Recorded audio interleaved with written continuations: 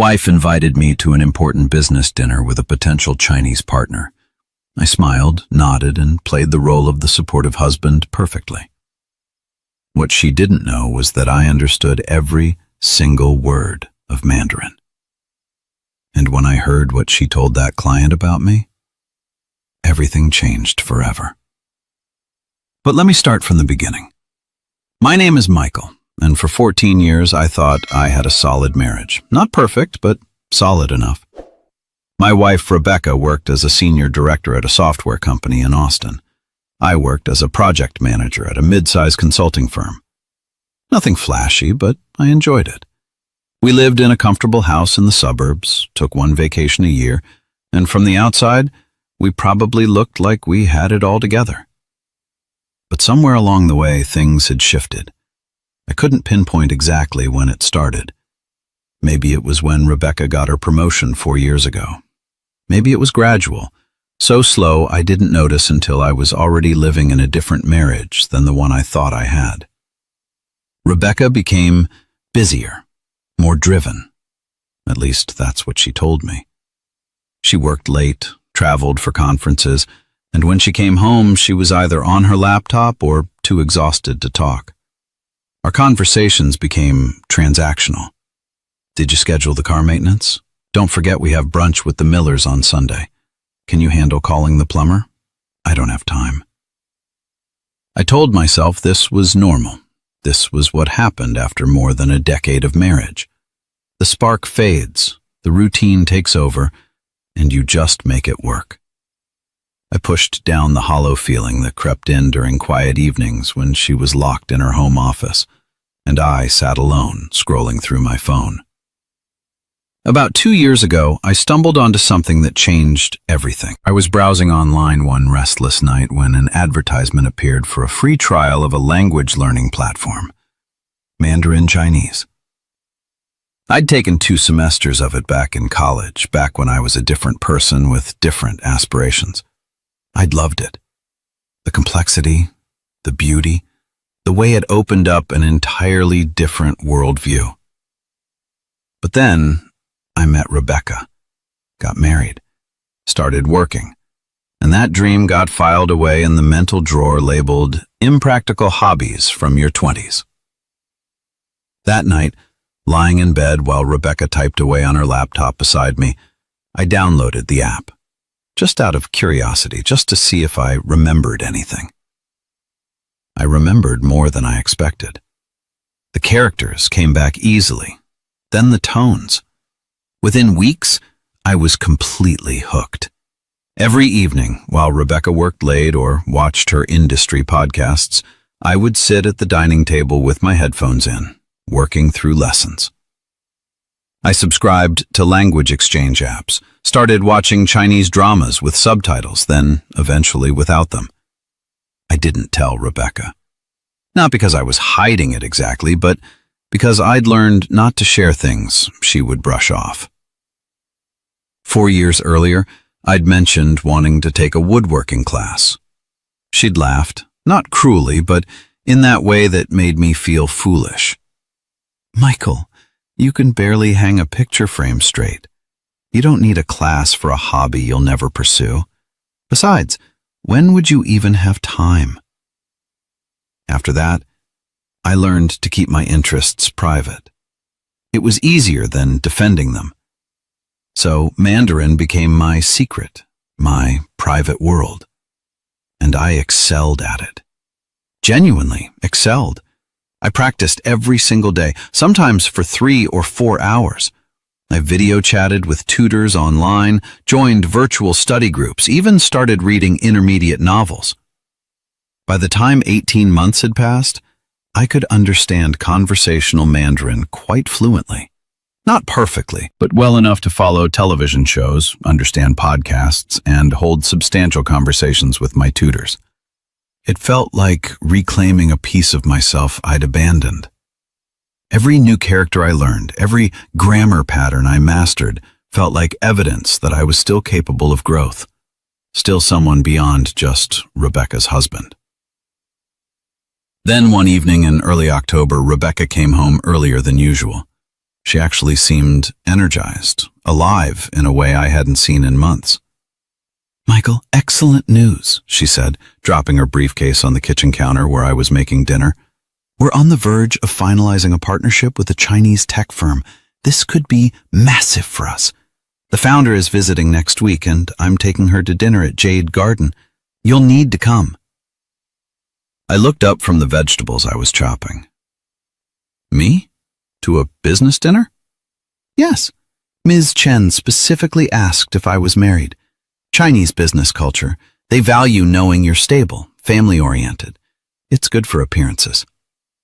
She opened a bottle of sparkling water, poured herself a glass.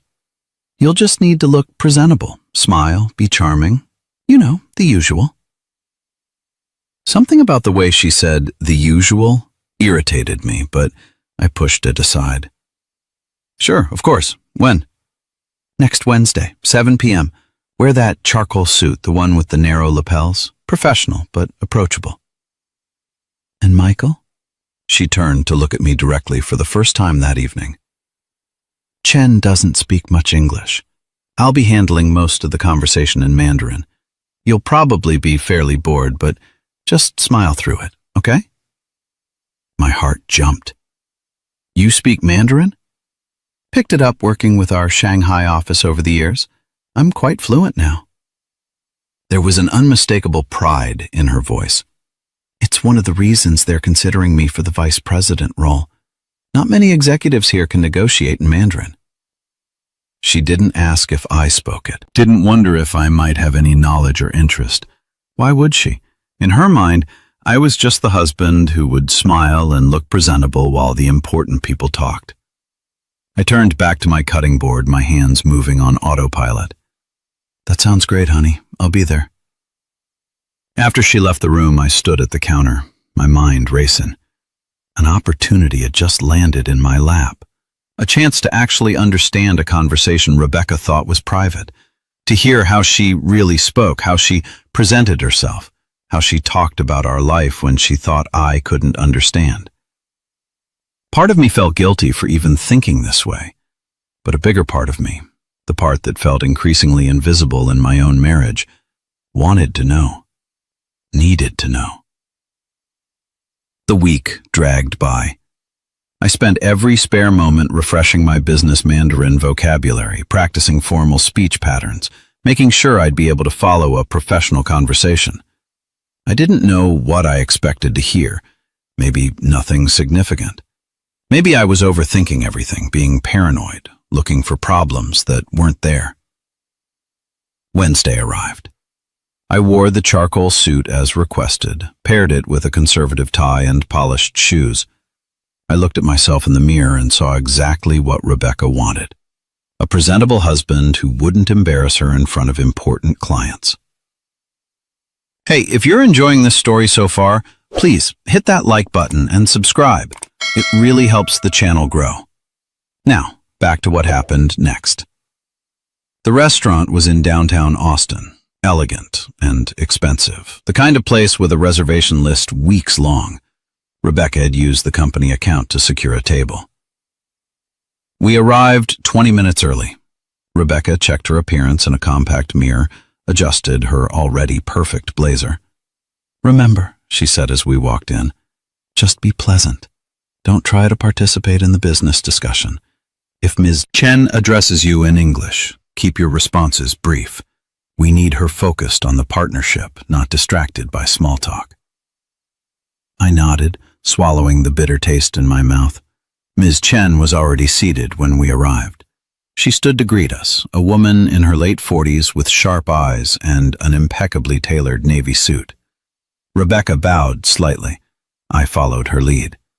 They exchanged greetings in Mandarin, formal and respectful. I smiled, looking appropriately confused, and slid into the chair Rebecca gestured toward. The conversation began in English, surface-level pleasantries. Ms. Chen complimented the restaurant selection, mentioned her hotel, asked if this was our first time hosting international partners. Her English was actually quite good, better than Rebecca had suggested, just lightly accented. Then, As appetizers arrived, they naturally transitioned into Mandarin. Rebecca's fluency was impressive, I had to admit. She spoke smoothly, confidently, clearly comfortable in the language. They discussed revenue projections, market penetration strategies, technical infrastructure. I sat quietly, sipping water, occasionally smiling when they glanced my way, playing my role. Then Ms. Chen turned slightly toward me, said something in Mandarin that I caught, a polite inquiry about what I did professionally. Rebecca answered for me before I could even pretend not to understand. In Mandarin, she said, "Oh, Michael works in project management, but it's just a consulting firm, nothing serious. More of a way to stay occupied, really, to keep him busy. He mainly takes care of our home and handles the domestic responsibilities." I kept my face neutral, but inside, something twisted sharply. A way to stay occupied? I'd worked in project management for 16 years, had led successful initiatives, built strong client relationships.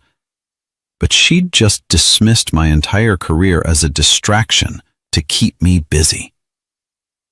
Ms. Chen nodded politely and didn't press further. The dinner continued. Multiple courses arrived, each beautifully presented. I ate slowly, stayed quiet, and listened.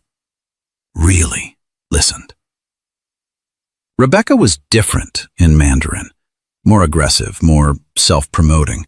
She exaggerated her role in company successes, took credit for team achievements, painted herself as more central to the organization's growth than she actually was. It wasn't egregious, but it was noticeable. The Rebecca speaking Mandarin was a slightly inflated version of the Rebecca I knew. Then the conversation shifted. Ms. Chen mentioned something about work-life integration, about the importance of family support in demanding careers. Rebecca laughed, a sound that made my stomach clench. "To be honest," Rebecca said in Mandarin, and I could hear the casual dismissiveness in her tone, "my husband doesn't really understand the corporate world. He's content with his simple life. I handle all the significant decisions, the finances, the career strategy. He's just there for appearance, really. Keeps the house running, looks good at events like this. It works well for me, because I don't have to worry about a spouse who demands too much attention or has his own ambitions getting in the way." I gripped my water glass so tightly I thought it might shatter. Ms. Chen made a non-committal sound. I watched her face, saw a flicker of something. Discomfort, perhaps. But she didn't challenge Rebecca. Instead, she changed the subject slightly, asking about Rebecca's long-term objectives. "The VP position is essentially mine," Rebecca continued in Mandarin. "And after that, I'm targeting C-suite within 6 years. I've been positioning myself strategically, cultivating the right relationships. My husband doesn't know this yet, but I've been restructuring some assets, setting up some international accounts. Just smart financial planning. If my career requires relocating or making significant changes, I need the flexibility to move quickly without being constrained by joint accounts and needing his signature on everything." My blood ran cold. International accounts. Restructuring assets without telling me? I sat there smiling blandly while my wife casually revealed financial maneuvers that sounded very much like she was preparing for a future that didn't include me, or at least one where I wouldn't have access to marital funds. But she wasn't finished. Ms. Chen asked something about the stress of Rebecca's position, whether she had ways to manage it. Rebecca's laugh was ugly. "I have my outlets. There's someone at work, Ryan. He's in business development. We've been involved for about 8 months now. My husband has no idea. Honestly, it's been beneficial for me. Ryan understands my world, my ambitions. He's ambitious too. We strategize together, make plans. It's refreshing after coming home to someone who can't discuss anything more complex than what's for dinner." I sat perfectly still. My face felt frozen. Inside, I was shattering into 1,000 pieces. But years of learning to be accommodating and quiet and pleasant kept me in my chair, kept the smile on my face, kept my hands from shaking visibly. An affair. International accounts. Dismissing me as too simple to understand her world, calling my career a distraction, reducing me to a decorative object who managed the house and looked presentable. 14 years of marriage, and this was how she saw me. This was what she said when she thought I couldn't understand. Ms. Chen was definitely uncomfortable now. I could see it in the way she shifted, the way she redirected the conversation back to neutral business topics.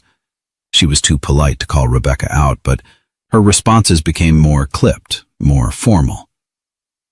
The dinner ended. We said our goodbyes in the restaurant entrance. Ms. Chen bowed to me, said in careful English, "It was a pleasure meeting you, Mr. Michael. I wish you well." Something in her eyes, a softness, made me wonder if she understood more than she'd revealed, if she'd been as disturbed by Rebecca's words as I was. The drive home was quiet. Rebecca seemed pleased with herself, humming along to the radio. "That went well," she said. "I think we're going to close this deal." Chen seemed impressed. "That's wonderful," I said, my voice sounding hollow to my own ears. At home, Rebecca kissed my cheek absently, told me she had reports to review, and disappeared into her office. I walked upstairs to our bedroom, closed the door, and stood in the silence. Then I pulled out my phone and did something I never thought I'd do. I called Marcus. Marcus had been my college roommate, my closest friend before life and distance and Rebecca's subtle discouragement of my friendships had pulled us apart. He'd become a family law attorney, had been through his own divorce 7 years ago. We'd reconnected on social media recently, exchanged a few messages, but I hadn't told him anything real about my life. "Michael?" he answered on the second ring, surprise in his voice. It was almost midnight. "Yeah," and my voice broke on that single word. "I need a lawyer." We talked for 3 hours. I told him everything. The dinner, the conversation in Mandarin, the international accounts, the affair, the years of feeling diminished and dismissed. He listened without interrupting, his legal mind clearly processing what I was telling him. "First," he said when I finished, "I need you to breathe. Can you do that for me?" I breathed. "Second, you need to understand that what she's doing with those international accounts could be illegal, definitely unethical. If she's concealing marital assets in anticipation of a divorce or just to maintain control, that's financial fraud. We can use that."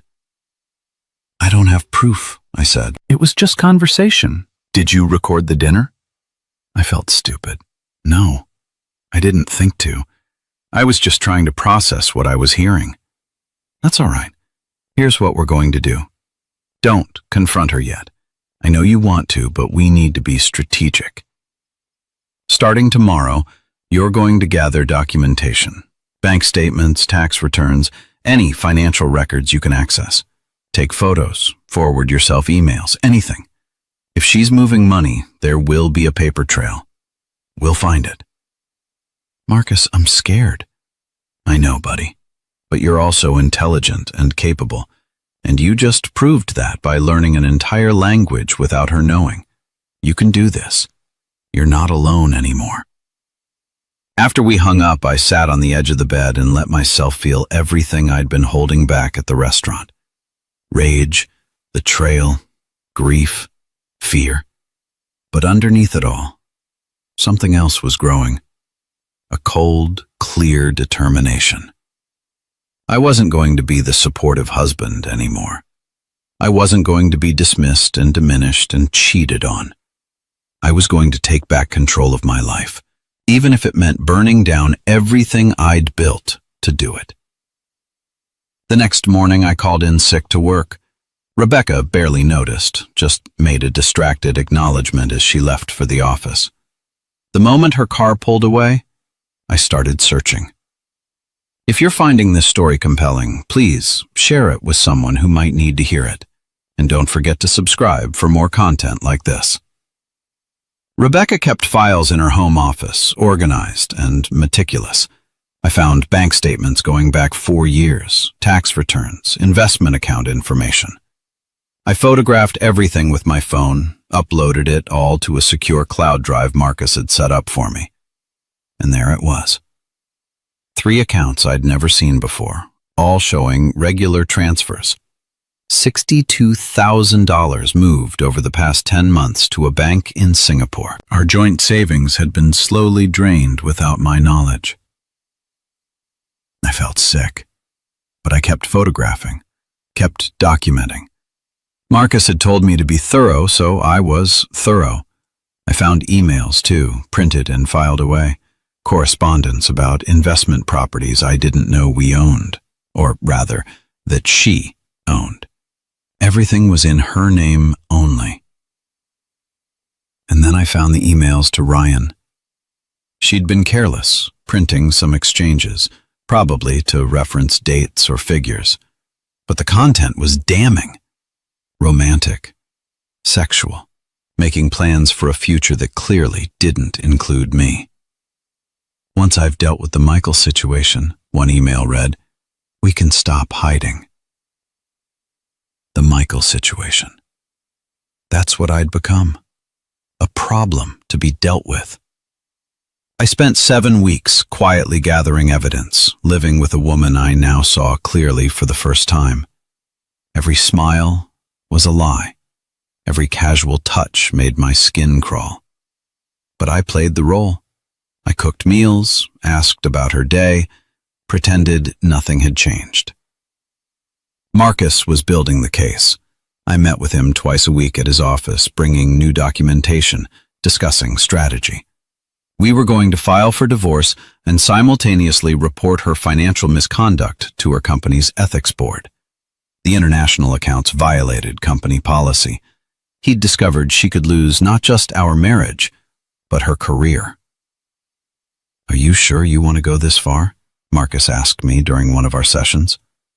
The company piece will be nuclear. She'll lose everything. She was already planning to leave me with nothing, I said.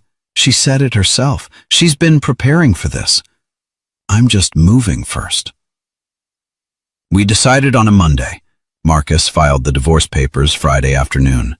Monday morning, I dressed for work as usual, but instead of going to my office, I went to Marcus's. Rebecca's HR department would receive our evidence package at 9 a.m. The divorce papers would be served to her at her office at 9:30. I sat in Marcus's conference room drinking coffee I couldn't taste, watching the clock. My phone was off. I didn't want to see her calls or texts when she realized what was happening. At 11, Marcus received confirmation. Papers served, evidence received. Rebecca's employer had immediately placed her on administrative leave pending investigation.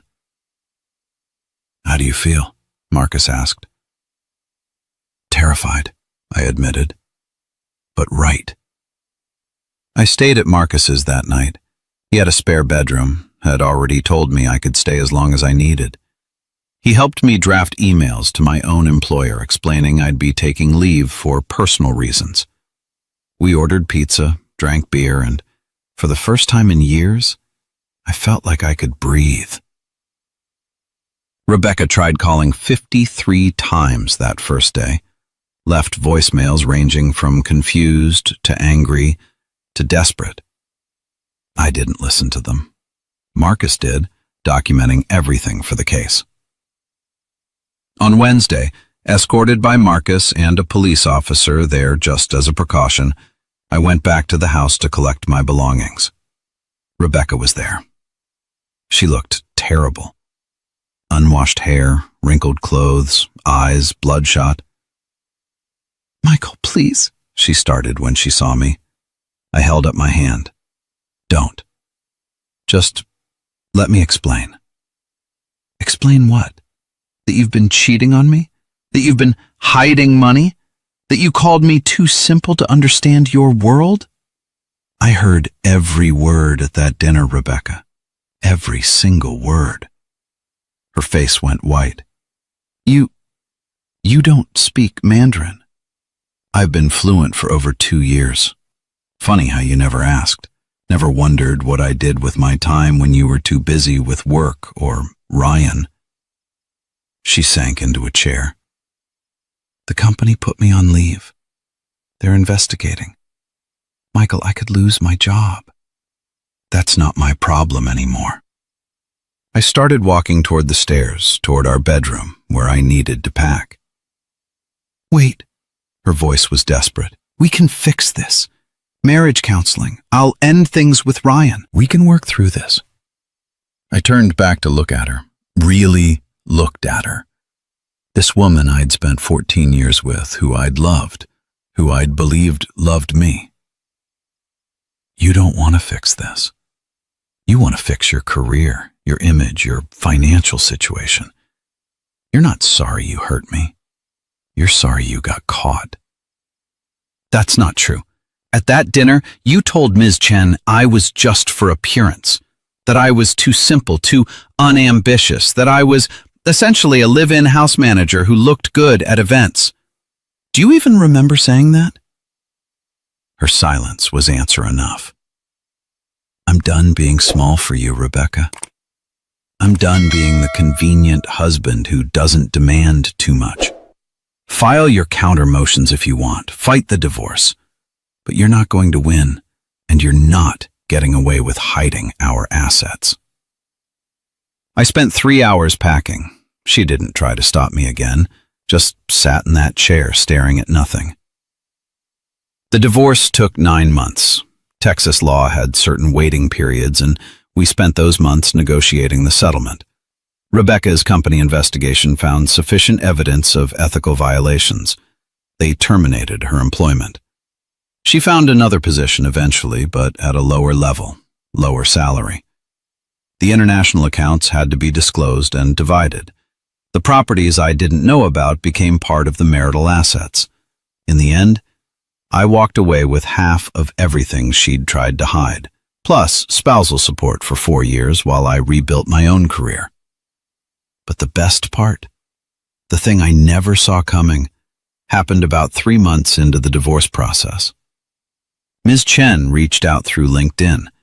Her message was brief but warm. She'd heard about the divorce, wondered if I might be interested in a position with her company. They were opening a North American office, needed someone who understood both American business practices and Chinese corporate culture. My unique skill set, she wrote, would be invaluable. I met with her and her team. This time, I spoke Mandarin from the first moment. Her eyes lit up with genuine respect and something else. Maybe a little bit of amusement that I'd fooled everyone at that dinner. I knew, she said in Mandarin at the end of my interview. At the restaurant, the way you held yourself when Rebecca spoke about you. I saw the understanding in your eyes, just for a moment. I am glad you found your strength. They offered me the position. Regional Operations Director.